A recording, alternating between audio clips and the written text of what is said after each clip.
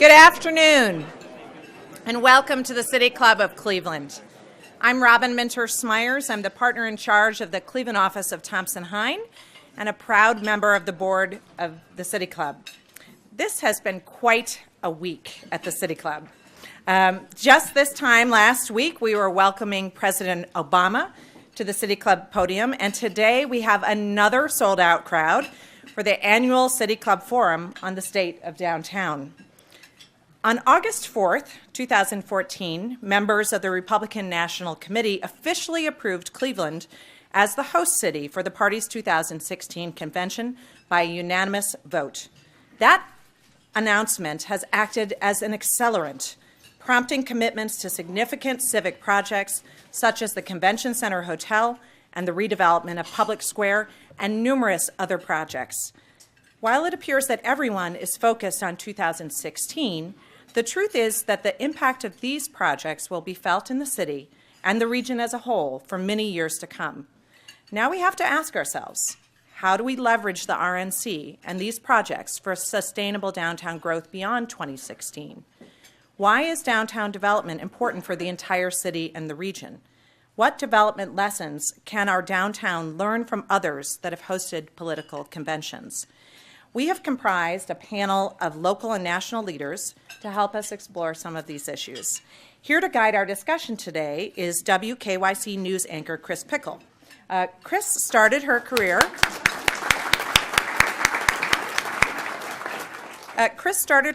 in news as a college intern and has done just about every job in the newsroom, including editor, producer, assignment desk, reporter, and anchor. Her career has taken her from her hometown of Sacramento to Grand Junction, Colorado, to Reno, Nevada, Tucson, Arizona, and back to Sacramento before coming to Cleveland 3 years ago. She's been awarded the prestigious Edward R. Murrow Award, honoring outstanding achievements in journalism, and won 3 news and documentary Emmy Awards. I now turn the panel over to you, Kris, to introduce our esteemed panel. Thank you so much. It's a pleasure to be here, and everybody's always trying to top themselves, so feel good, you guys, that you're here topping President Obama from last week. You always got to step it up a notch. This is such an exciting time in Cleveland. We have the growth, the momentum, and so much potential going on right now, and the RNC is really going to have a huge impact in this area. So for insight on what is going to be happening over the next couple of years and what has happened in the past, we have 3 very distinguished guests. I'm going to introduce them briefly. I'm sorry over here, when I turn them over this way, my mic goes off, so I'm going to have to keep facing this way, but not trying to shut you guys out.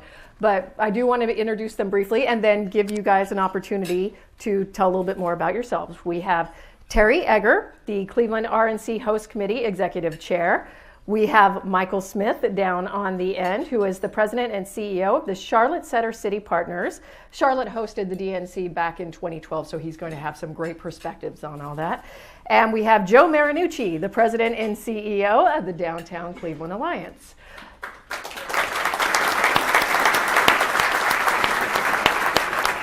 So Terry, we'll start with you. Just a little more background on yourself, please. Very quickly, just about 9 years ago I came here, was in the newspaper business and retired from that, but in that period of time just fell in love with our city, and when the opportunity to just be a part of going after the RNC or the DNC came up, it was like, what a wonderful opportunity, because if we were successful, what it could mean to this wonderful community. Thank you. Joe? Kris, I grew up in Cleveland, obviously, and this is a great time to be a Clevelander. Not only do we have the Midwest Regional Finals in downtown Cleveland, but we also have actually a much larger event, which is the International Film Festival, which is bringing 100,000 people into downtown Cleveland this week as we speak. So from my perspective, building towards the RNC is a great opportunity, but there's also a lot going on currently, and that's going to continue, I think, not only in the next 18 months, but well beyond that. Michael. Hello, I'm Michael Smith, and I'm Joe's counterpart in Charlotte, North Carolina. I've been in this role for the last 10 years, and I also serve as the chair of our international association, the International Downtown Association. Pleased to be with you today. All right, Joe, we're going to start with you. Can you basically tell us about the state of downtown Cleveland right now? Well, Kris, maybe to set the platform, if you will, or the foundation for where we are downtown currently. By the way, you have hopefully when you came in, you saw our annual 14 report. And we've been on a quarterly basis updating the marketplace in terms of progress that we've made downtown. I think if we step back, you'll see that 2014 was a very strong year for downtown. And it was a year in which we saw our residential occupancy continue to be very, very strong.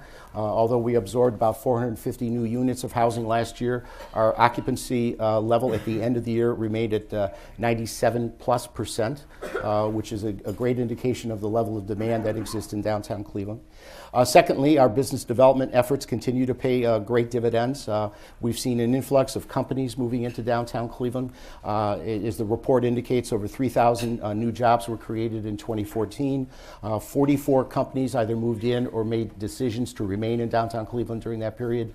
So the underpinnings of our economy remain very, very strong. And we remain, by the way, a very strong employment base. We're the largest employment base in the state of Ohio. We have about 125,000 people that commute into downtown Cleveland every day. So that's a great asset. In addition, we're seeing some very strong indicators that retail will begin to look more aggressively at the city. For those of you that haven't stepped across the street into the 9 complex and seen the new Heinen's investment at the corner of 9th and Euclid in the old Ameritrust Rotunda, know that it is arguably the most beautiful grocery store in the world. Not that I'm prejudiced, but it also is a great reflection of not only the downtown that we have currently, but the downtown that we're building. It's a mixed-use environment, and I'm very pleased that the Heinen family made that investment. And they're not necessarily making the investment based on where we are now, but on the thousands of people we envision coming to downtown Cleveland to live and work in years to come. So not only is that great for the current status, but again, we're seeing a significant interest in retail in downtown. We have actually a furniture company that's moved into the old East Ohio Gas Building, 1717 Superior.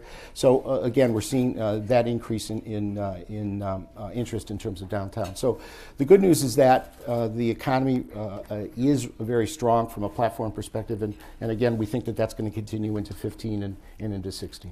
And really, a lot of projects are being jump-started right now, including Public Square. Well, the beauty is the RNC announcement has created an accelerator effect, as I'm sure Terry will allude to in a moment. Public Square construction began about 2 weeks ago. It's jumped off very, very nicely. It's obviously a significant $32 million investment on behalf of the community.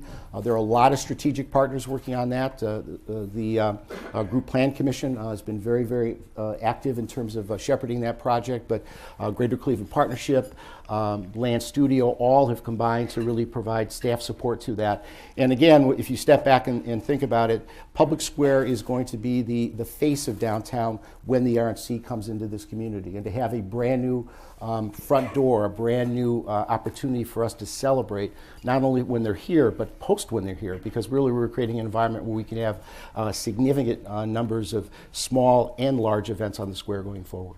And I do highly recommend reading the annual report. It'll just make you feel good about being a Clevelander right now. Annual reports are not something I typically recommend. This is a good one. All right, Michael, I want to talk to you because you have gone through everything that our area is about to go through. So how did your downtown use the convention to attract business developments and also investors and investments? Sure.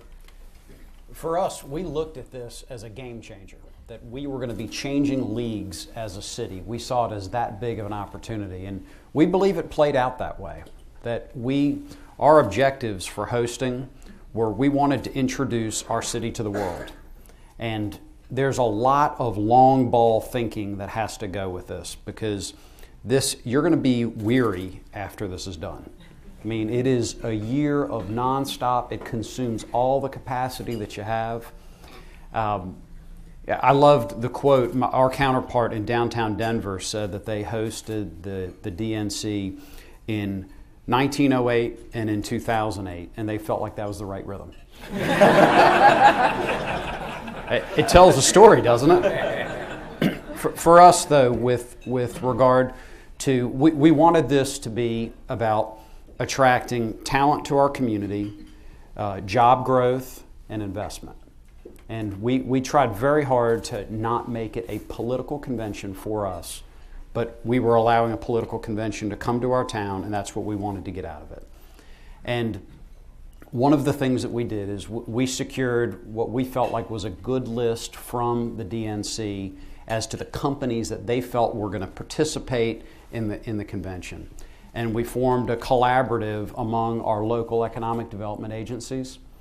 And we put together a strategy of both pre-event, during the event, and post-event. And it involved the things that you would imagine. It was a communication strategy where we looked at what is known about our community and what is great about our community but not known. And we tried to put together communications pieces that closed that gap, that allowed them to quickly understand the quality of our airport, the quality of our workforce, tick, tick, tick, the things that you guys have for Cleveland as well. And then we had a hosting, so while they were in town, we had specific hospitality parties that we hosted, which is hard. It's hard to get their attention while they're in town. So I'll go ahead and set expectations. There will be more parties going on concurrently than you could ever imagine. But then we also followed up afterwards. But I'd also remind you, it's nonlinear. Don't look for this happens, therefore all of a sudden you get a new corporate headquarters and your downtown employment base grows by 20%. We know that people have discovered us because we hosted this. We know that there are future conventions that we've been able to secure because of what we proved.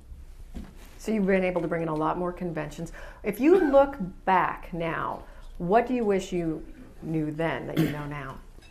Great question. One of the things, collaboration on this is everything. And I would suggest, as the executive of the host committee, to not feel the need to create new everything. We did a lot inside of our host committee and didn't do as much inside existing organizations. Like you have Joe's entity here that has incredible capacity, is mission-based, is on point, has the right talent. Well, you don't have to ramp it up for a 12-month period. Your Convention and Visitors Bureau, your Chamber of Commerce, give everybody an assignment and make it as specific and concise as possible so that you can give it to them, they're clearly missioned, and you let them go. And there's not a lot of checking back in because this is a big undertaking and a lot of coordination has to go on. So I wish we had done a little bit more of that. Okay. Now, Terry, you have played a big role in bringing the RNC here. What are some of the biggest challenges and changes that we're going to see between now and the convention? Okay, good. Well, first of all, let me qualify that I'm a pinch hitter today for the mayor of Minneapolis, Mayor Ryback, and he is truly ill. And I spoke with him at length this morning. And you know how sometimes people say, "Well, I couldn't make it," things like that. He truly, truly wanted to be here, and he was very ill. He was having trouble talking, but he was extremely gracious and extremely insightful. And there are a number of things that, through the course of this conversation, he wanted to share, and many of them dovetail what Michael said. And it's not about a political event. It's not about a one-week event. It really is about the long ball. It's not about just being great hosts for that week and having things that dazzle people for that week, but it's about a long-standing brand and the opportunity you have with that. So mixed in and out of my comments today, I'll try to channel the mayor because he was very insightful. One of the things that I think that there were a number of people, the collaboration in trying to bring this event here was extraordinary, and it was pretty selfless. And people are human. There are egos involved, but I think that we did a great job there, and it was somewhat ad hoc, if you will. It wasn't extremely overly organized. It was just a lot of good people with a vision of trying to get it done, and we made it happen. So to Michael's point, one thing I want to reinforce for our community is we have stayed with that model. We're not building out a big host committee infrastructure of staff, but rather there's passion, there's talent throughout our community in the organizations and individuals, whether it's the city or Destination Cleveland or the Chamber or Joe's organization, that we are relying on, and we actually are following that because people want to be involved and they have the talent, and nobody has greater conviction to be able to bring this home. So that is the model that we are following right now and trying to get our work done. So we'll continue to do that. The big issues really for us are, focusing on twofold. One is I think and I think more about this all the time, the execution itself of pulling off a great convention and having a great experience here. That's one piece. But the long ball that Michael talked about, that is the payday. Trying to think about how this isn't episodic, but it becomes something that is a sustainable growth pattern for us. And really, a new thinking really is that maybe we need, in addition to a group working on the execution of the convention itself, we have another group of our community leaders that are focused on that long ball game, because they really can be two different things. And the capacity that's eaten up just trying to pull together the convention itself is extraordinary. And so what you don't want to do is fail in either place, because if we have a great experience in the execution of a convention and people walk away going, wow, I didn't know that about Cleveland, what a great time we had at that party, and that's it, we will have failed. You know, conversely, if we focus so much on the long ball and we drop the ball during the convention, the reputation, the one good news about this big spotlight on us that we're all enjoying the warmth of right now is it gives us an opportunity to do a lot of things we might not otherwise do. The flip side of that is failure to execute meaningfully in all areas can have the reverse effect. And so we've got to make sure that we're looking at the execution of the convention as well as the strategic play of how do we continue this momentum. Yeah, overall, the RNC is just going to be a couple days, but really, this is Cleveland's platform to make an impression on the nation. And Michael, I want to go back to you. So how did the convention impact the image and perception of your downtown for your overall region? I think it's been very positive. We are the central business district for our community. We're 48% of the Class A office space. But like in most communities, there's references to that uptown crowd. We call our downtown uptown because it's built on a ridge. And this did create a very, kind of like this conversation today, kind of a civic forum. And we worked very hard to encourage the community to come down and participate.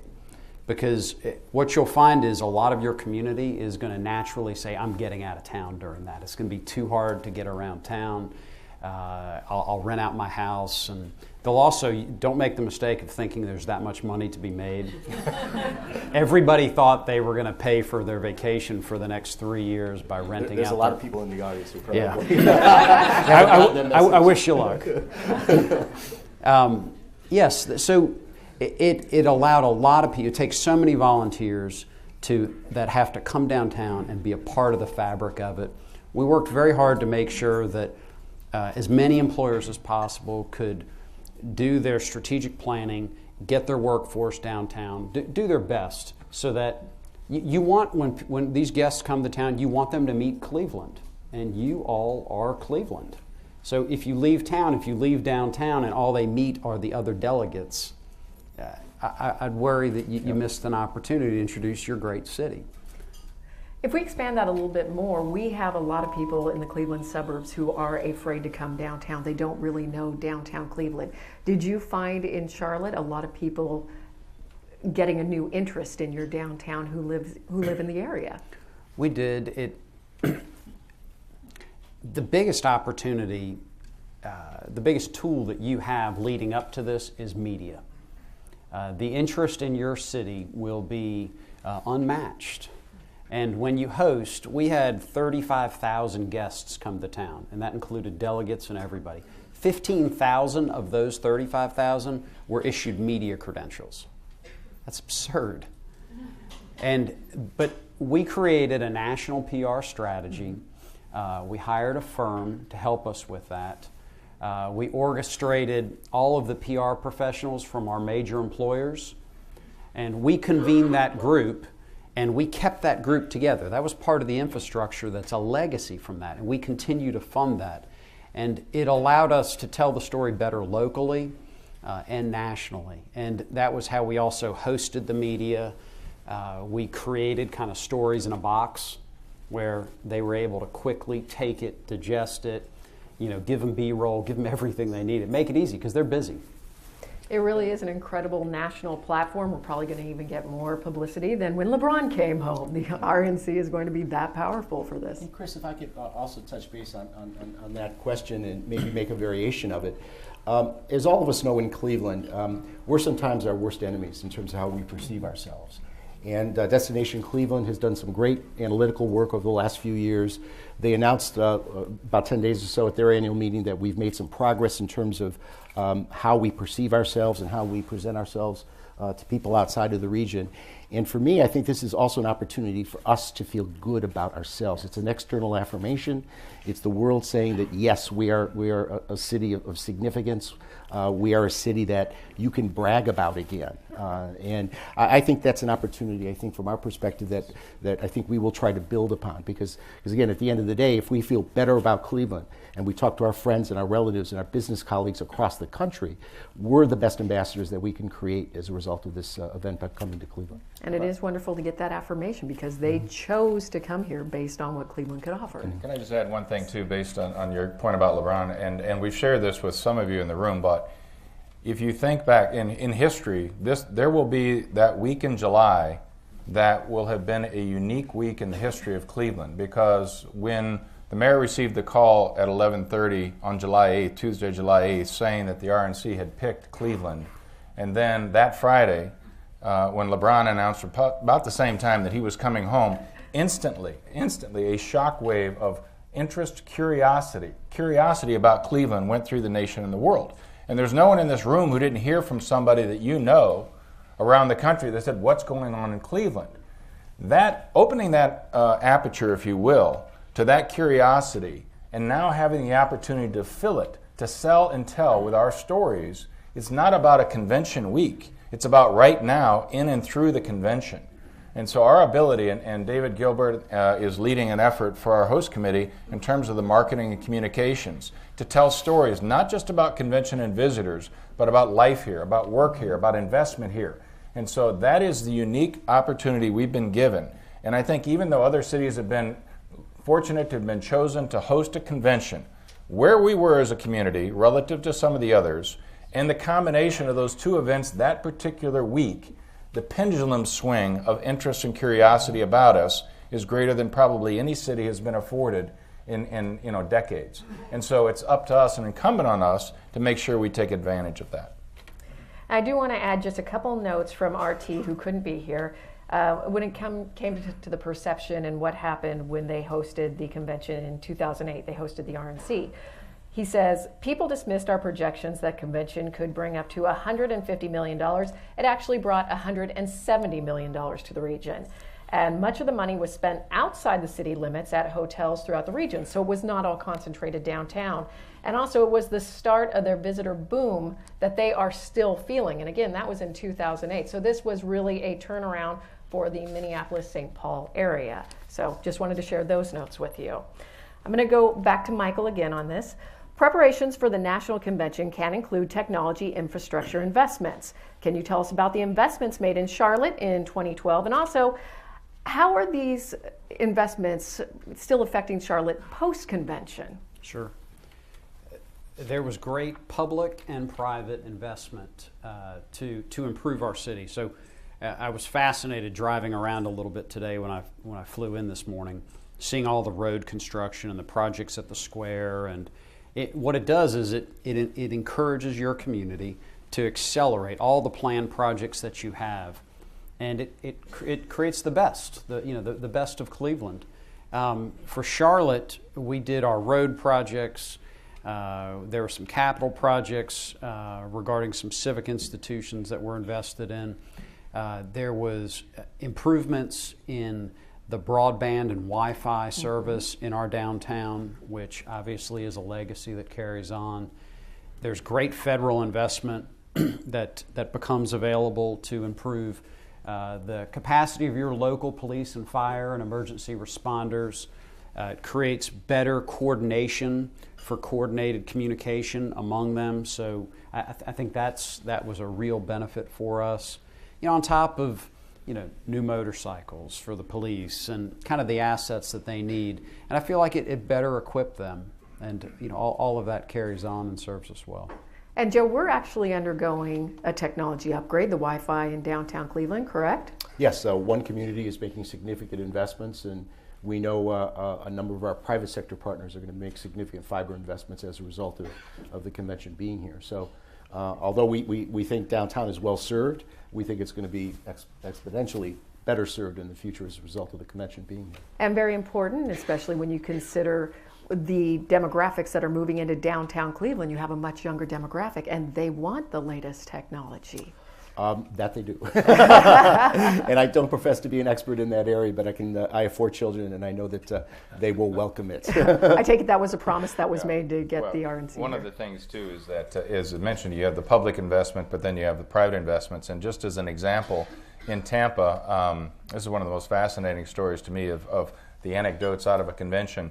AT&T, for example, in the core of downtown Tampa and in their arena, the RQ, if you will, there was an investment of somewhere between $35 and $40 million to upgrade everything to be state-of-the-art in terms of communication and data flow.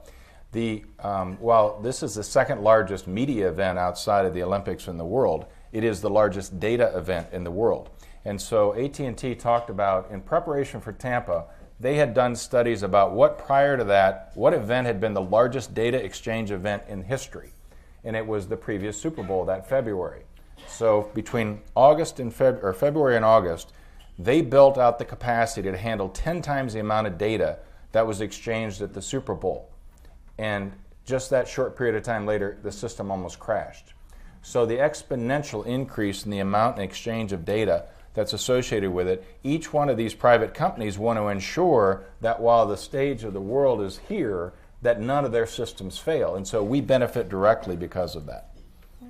I think we have time for one more question from the panel before we go to Q&A. So, Michael, I'm going to put this one to you. What has your experience been post-convention for the city? Again, to that concept of this is not linear. I don't think there's one economic development recruit that I can say came because we hosted. Yet we know that we changed leagues after we hosted. And we've seen more cities, more lists that we make that I'm not sure we would have made in the past. I know that I meet with more institutional investors than I did before we hosted the DNC.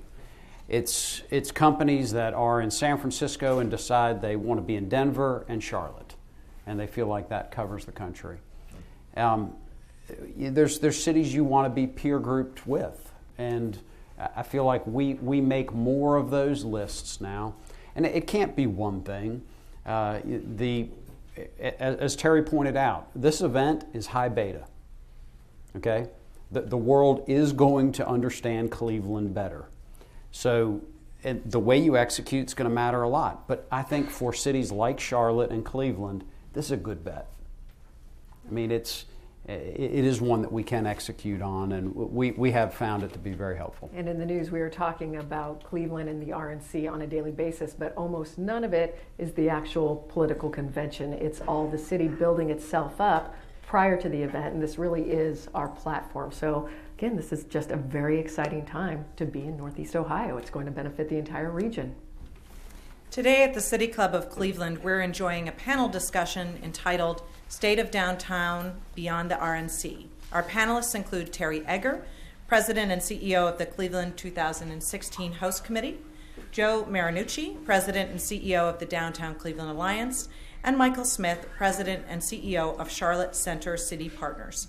Our moderator today is WKYC news anchor Kris Pickel. We encourage you to formulate questions for our panelists now and remind you that your questions should be questions and brief and to the point.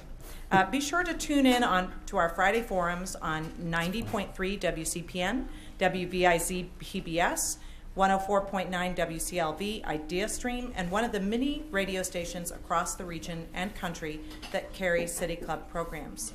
Television broadcasts of the City Club are made possible by Cleveland State University and PNC. Today's program is the first in a series on downtown development sponsored by the law firm Thompson Hine. Additional support for today's program is provided by E.V. Bischoff Company. We thank you for your support. We welcome guests at tables hosted by several community organizations and corporations. Please check your printed program for a complete list. We thank all of you for our support. Be sure to join us Friday, March 27th at noon as we open our Year of Clean Water series with a talk by Edwin Pinheiro, Senior Vice President for Sustainability and Public Affairs at VOA, Water North America. For more information on our upcoming and past forums, please visit us online at cityclub.org. Now we would like to return to our panelists for our traditional City Club question and answer period. We welcome questions from everyone, including guests. Holding the microphones today are the Director of Programming, Stephanie Jansky, and City Club intern Wesley Allen. First question, please. Could you tell me at what point does the general community know the parameters of the exclusion zone, whatever we're calling the cordoned off area, and what kind of credentials the typical Clevelander would need to access that area? Well, you ever have one of those questions you want to punt? No, it's we actually the actual security zone. There are actually two rings, if you will, is solely determined by the Secret Service, and they do not disclose that until extremely late. And Michael may weigh in maybe a month or two prior to the convention. And so there are two things that can all your planning. No? All right. One, Michael will clean it up. But we won't know. And there are two things that can actually shift your planning very dramatically. You can have all the plans in place on transportation, et cetera. But A, when they put that security zone in place, and leave it to Michael to talk more about the actual experience. And secondly, once a candidate's picked, the candidate really takes over the convention and can reshift a lot of the planning and priority that you've been doing. The Secret Service comes to town, and they are large and in charge. But I would encourage Cleveland to not give away your city. Not every convention is the same. I would partner with the Secret Service as tightly as possible. I would not be afraid to say no and push back and go to the mat on certain things. This hard zone is one that you're not going to know till very late. And what's hard is they'll try really hard to not have major employers inside the hard zone, but you're a great dense downtown. People will be affected. And as much as Terry's going to want to share that information, there's going to be stuff that he knows that he can't. It's hard. The key is going to be lots of continuous communication. We went to a monthly newsletter, and we held lots of forums, and we'd bring the Secret Service in to answer that question specifically. Good afternoon, Mark Giuliano, Senior Pastor at Old Stone Church and downtown resident. And as Mr. Marinucci knows, we've worked really hard over the last 10 years or so to build a downtown community where people not only work and play, but where people live. And it's a very exciting time to see the population growing. I'm kind of curious if there's any plan to intentionally activate downtown residents or to help them locate themselves in the midst of this exciting opportunity. Well, Mark, I think the answer is that obviously, and Michael alluded to it a moment ago, we've got a very dense core. And if you think of the location of the queue and the potential of some of the zones, we know that there might be some challenges in terms of the geography once it's created. But to your point, we're going to add even more downtown population between now and the convention itself. So I think it's premature to kind of think about a particular building and whether or not it'll be in or out. I think the better question would be is how do we work with the residential base to ensure that they have access to, as Michael said, that we create a communication portal. And since you're both a stakeholder and a resident in Public Square, that's what we've done with our strategic partners through the group plan commission to make sure that we're communicating on a very aggressive, regular basis. So I think the communication is going to be key to that, and that help everybody, including residents, anticipate what's going to happen going forward. If I could add just two quick things that are on my mind is one, we are talking extensively about we want the community very involved in this. Now, we have to be realistic. People will not get access, for the most part, to the queue. They will not be inside there. But we've talked about things like the Thursday night when the candidate's acceptance speech, et cetera, like that, having a major event downtown somewhere, whether it's at Brown Stadium or Edgewater Park or something. We want our community to be able to come and celebrate this event and say, I was there. So we're working on plans to activate both downtown residents as well as the broader community to participate in this and have an opportunity to say, I was there. But secondly, this is a forum about downtown, and we all, I am an optimist, trust me, but we all think about the excitement, and it's real, what's going on downtown. But the sustainability of that is only going to be possible if we continue to improve the neighborhoods and suburban, and we have an ingrowth and a net gain of population. And so that net gain of population has to be one of the goals we have. Otherwise, this will fizzle out eventually downtown.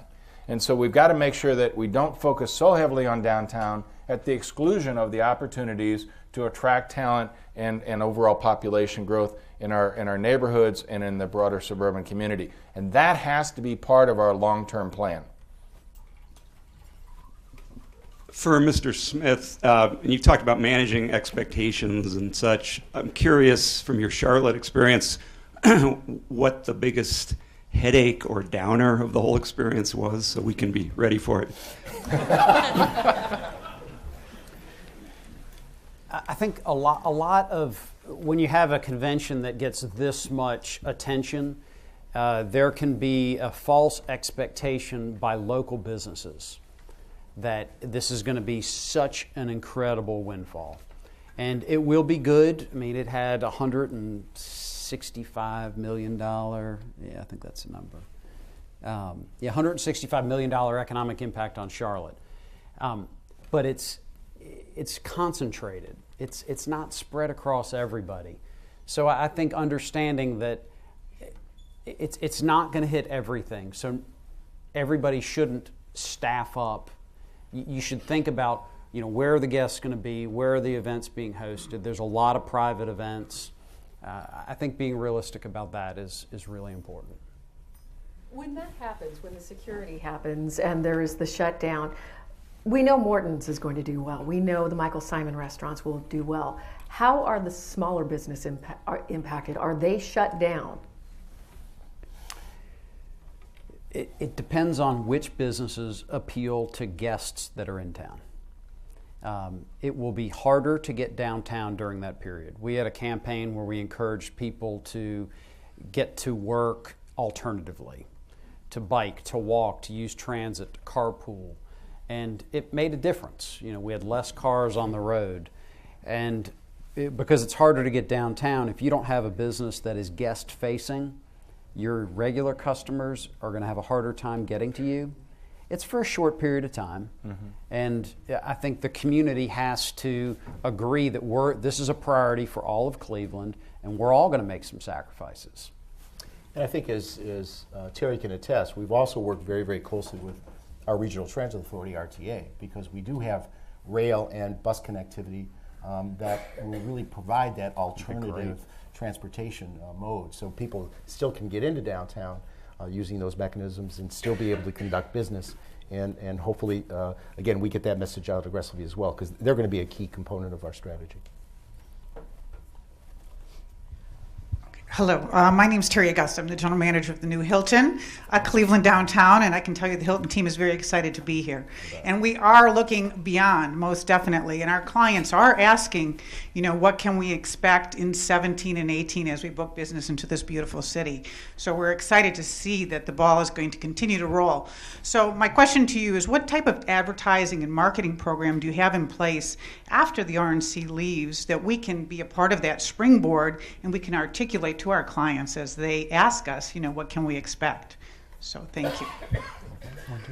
Well, I wish David Gilbert were here, the head of Destination Cleveland. A number of his teammates are here. Mm-hmm. They just do an extraordinary job. They, as I mentioned earlier, David and his team, working with people like Rob Falls and folks from other agencies in town, are building a master media and communication marketing plan.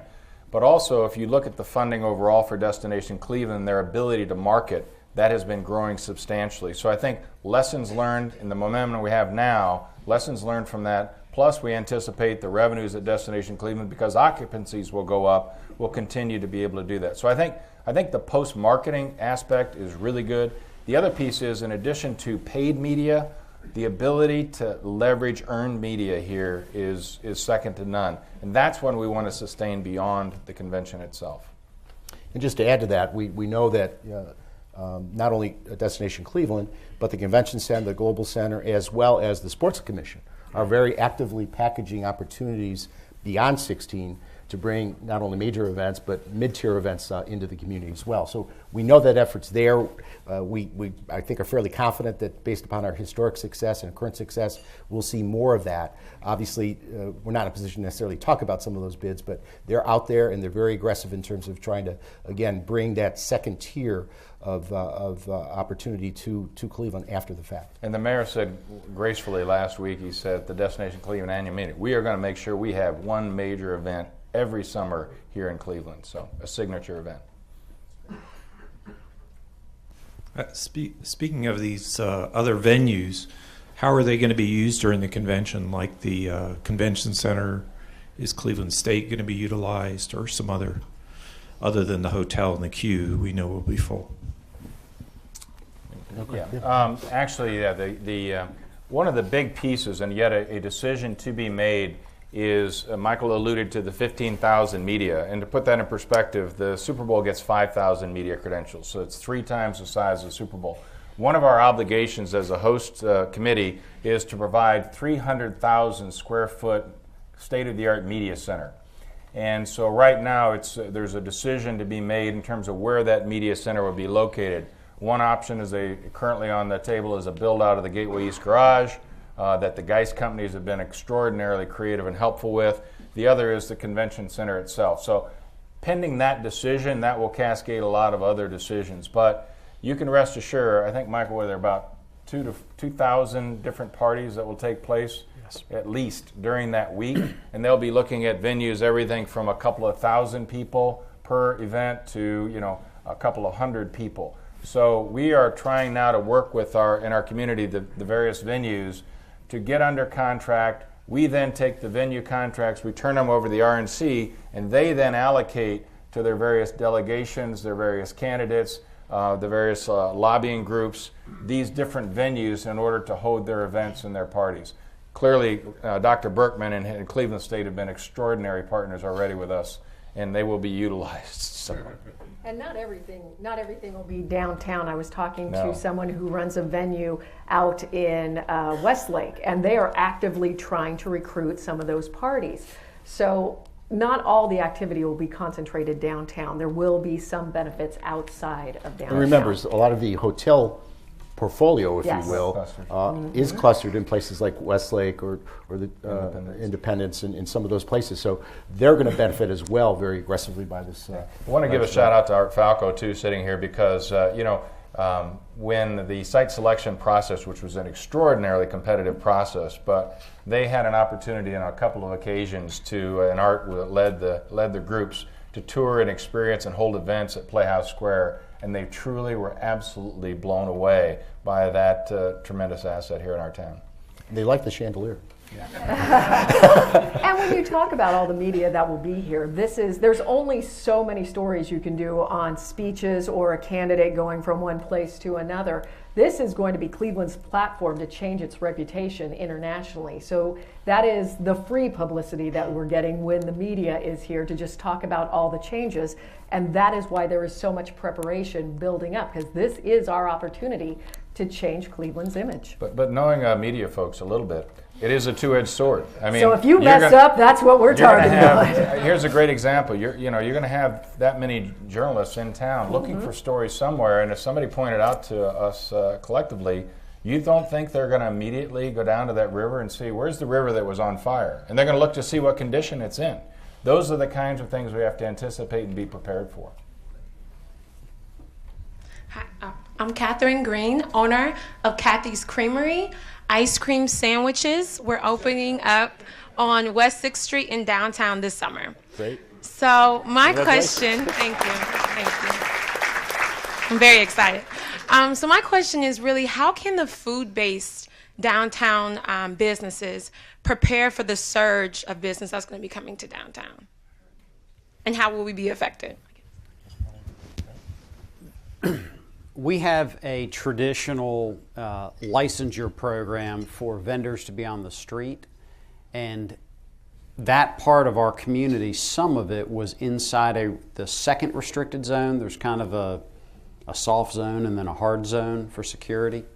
And we had to be creative about how did we find spots for them.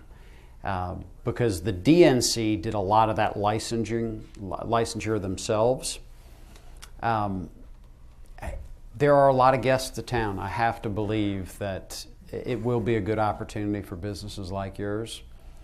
And I think trying to find catering opportunities to a lot of these 2,000 parties is a good way to do it, because there's going to be lots of non-traditional venues that don't have food service. And we are working collectively on building a database of the different types of vendors who would be available to the people who are going to be spending money during the convention. So whether it's caterers or DJs or venues or things. Jose Feliciano in the audience here, Jose has helped us already taking a look at the Hispanic community and looking and see what types of businesses would be available. So we want to create a database, and again, Destination Cleveland has taken the lead on that, so that we have a vendor database available to everybody who's going to spend money. And we're working with the RNC to understand in the past what are the types of categories where real dollars are spent to be able to try to marry the two. And part of our challenge also, I think, will be that, remember, the convention itself within the arena is, for lack of a better term, a television event. It's a produced event. And also remember that that ends fairly late at night. So part of our challenge is going to be working with our culinary friends, our hotel base, not only in downtown, but in University Circle and in other parts of the region, to anticipate that delegates are going to come out to that fairly late. And hungry. Yeah, and hungry. And as Terry rightfully points out, we're working with the city and with Greater Cleveland Partnership on some strategies surrounding the liquor permitting process here in the state of Ohio. Why? Because we know that at the end of the night, delegates are going to go want to have something to eat, they want to relax, and that's going to be a much later threshold than I think we're used to as a community. So from our perspective, communicating that with potential retailers, with restaurants, are going to be vitally important as we move forward. Hi, I'm Diane Davison with K&D. I do the commercial leasing for their office buildings. And I wondered if Terry especially could reiterate the bullet points on how Cleveland actually got chosen, so that moving forward we can all keep reiterating those ourselves. Oh, great question.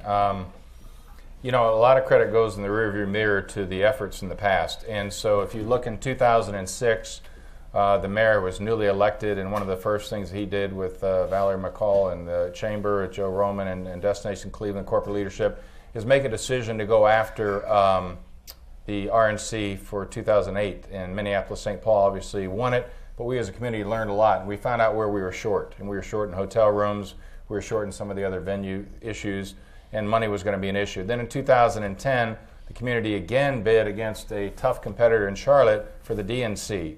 And again, a lot of lessons learned from 06, 10 for 12. We came up just a little bit short there, but we learned a lot about it. And if you look at the assets in our downtown area, particularly between the convention center, the hotel bookings, the housing, the entertainment venues, all of those things, it is a quote unquote, from one of the people in the RNC, it is a new city, because she was here in 2006. The chief of staff, the co-chair of the RNC was here in 06. When she left after her visit here, she said it is an entirely new city. And so it was a very competitive process. But the fact that we came together in a very nonpartisan, that stood out to them. The mayor was at every single meeting, that stood out to them. The fact that our fundraising was so substantial with support from Jobs Ohio, the city, the county, the corporate community, et cetera, you know, we have to raise about $65 million. That was in place. The venues, all of those things, it was check, check, check, check. But the X factor, and I'm not making this up, they tell you with great, great sincerity, was the people here. They had a sense that the people of Cleveland, top to bottom, the people they met on the street, wanted them here. There was a we want you in our home factor that swung the vote. And so when it got down to the dramatic Dallas, Cleveland, Dallas, Cleveland, Dallas, Cleveland. As I've said, we've all seen how that one ends, right? And they picked Cleveland. There was never a wink or a nod. We had no idea. And after it was over, they told us collectively it was never even close.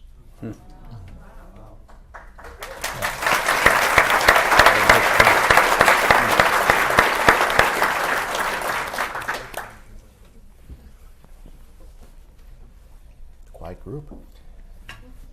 Can I channel one thought from the mayor of Minneapolis before we forget this? He talked, and I thought it was a brilliant point. Early on I said that he tried to differentiate between that visitor experience and then the lasting brand. And he used the analogy of Indianapolis. And he said when Indianapolis hosted the Super Bowl, he said, he thought it was the coolest thing in the world that they put zip lines in downtown. How cool. What a wow factor that was. But then he went to visit Indianapolis and there was no zip line. So it was more about a one-time experience as opposed to a lasting brand. And so he actually done his homework quite a bit on our community. He talked about East 4th Street and how that's going to be a real visible thing. He talked about Playhouse Square and the chandelier. That's going to be. But he said, not my place to speak for you, Cleveland. He said, but your new public square is going to be iconic. He's going to be right there. It's going to be brand new, but it's going to be brand new sitting on all that history. He said, I would make sure that becomes a focal point for your community. Don't junk it up, don't tent it up, don't do a lot of different things, but let that be one of those lasting icons that speak for your community in terms of its brand around the country. I thought that was a good point that he made. I think we're just about out of time, but what do you think will be the biggest change between now and when we actually get to the RNC? What will be the biggest changes that we'll see in Cleveland? Well, from my perspective, Kris, again, Terry just talked about public square, and again, I would echo those remarks, and I think the mayor was right on target in recognizing the importance of that to the community. But if we step back, there are a number of other investments that will be in place and completed. Right across the street, there's a beautiful red terracotta building, the old, Schofield building, which will be a new Kimpton Hotel. The Hilton will be completed and will be a world-class convention-sized hotel that I think we will showcase very aggressively. The Drury Hotel will be completed over in the old municipal education building on East 6th Street. So there are a number of continual investments that I think we're going to see going forward. And I'd also suggest that there will be investments in process when they're here. Although the mayor's talked a lot about no orange barrels in the right-of-ways, which I totally concur with in terms of strategy, but I also think we'll have other investments under construction. The John Hartness Brown project, which will be a new Le Méridien hotel, will most likely be under construction while they're here. And I look at that as a plus, because I want the visitors to see economic investment on an ongoing basis from the city of Cleveland going forward. I think that's a major point. While we'll have public square, that's something that's going to be very visible. All of downtown Cleveland is going to have a stronger infrastructure with more businesses moving in to support this. So, thank you. You've spoken about some of the physical infrastructure investments that are going to be made. What about investments in human capital? What is the story that we hope to be able to say about community police relations in 2016? What are the stories about educational investments that we're making in downtown Cleveland, new Cleveland municipal schools? Are there other parts of this narrative that we really need to be focused on as a community so that the full state of our downtown is strong? Well, I happened to be on a panel yesterday with Ron Richard with the Cleveland Foundation, and he, I think, very eloquently talked about that. I think the fact that we're a legacy city with challenges, and I think we know that. I think the media will know that. I think the real question, though, is what progress are we making as a community to tackle some of those? And education, I think, is a great example of that, where the Cleveland plan is in place. It's working, and it'll show discernible results, not only by the time of the convention, but the post-convention period. So I think the key is not to shy away from those, but to engage those and to really talk proactively about our challenges and what we're doing to address those challenges going forward. And Robin, I think it's the ultimate issue for us collectively in this room and our community is that, we were fortunate. We didn't get lucky and win a lottery ticket to get the RNC, but it's also not, use the Hobbit. It's not the ring. We can't fall in love with the golden ring. We can't fumble it, but we can't fall in love with it. What we have to do is utilize that kind of a focal point to think about collectively as a community, when we work together, what can we get done? And so what are the rest of the things? So rather than just look at those physical catalyst projects that have to get done, how do we address the issues with the police, with the schools, with the neighborhoods, with business attraction? That's what I'm talking about, that longer play. Let's don't miss this opportunity while we're all working together. We've got energy and excitement to make sure that in addition to being on people's radar to execute for the convention itself, the ring, what are we doing about the larger picture that's more important to all of us? Today at the City Club, we've been enjoying a panel discussion entitled State of Downtown Beyond the RNC. Thank you to our panelists. Thank you, Kris. Thank you, ladies and gentlemen. The forum is now adjourned.